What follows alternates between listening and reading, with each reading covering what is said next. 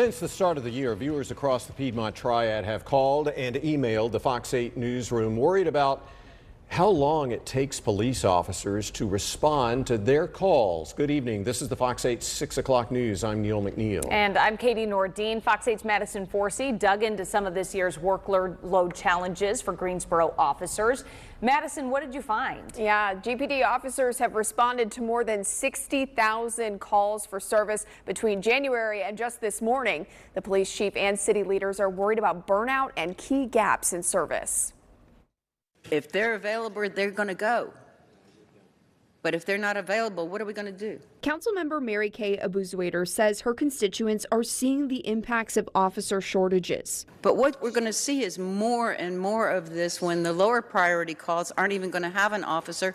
And now they call you to do a telephone report because there isn't an officer. Especially when it comes to street racing and burnout concerns in Greensboro. People are in those parking lots calling 911, and there's not an officer to come and stop it. And somebody's going to get killed. We asked Greensboro Police Chief John Thompson how response times are changing. We have seen some of those response times increase, and we haven't had the resources to respond as quickly as we want to those lower level crimes.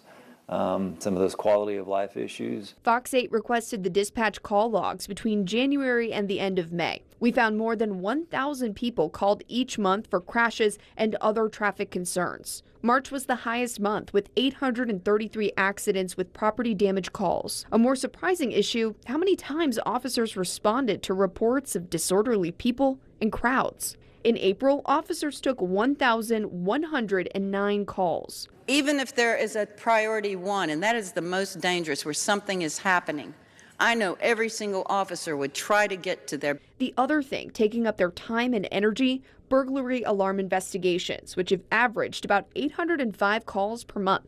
Chief John Thompson says they can't afford to lose any more officers or wait to see how other cities do when it comes to police department salaries.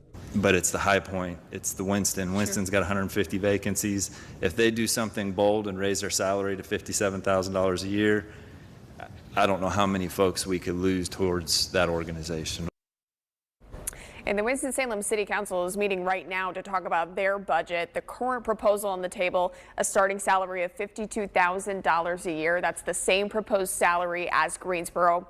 City leaders tell me they are eager to start working in those budget sessions to get the starting salary up in Greensboro to at least $55,000 a year. Back to you.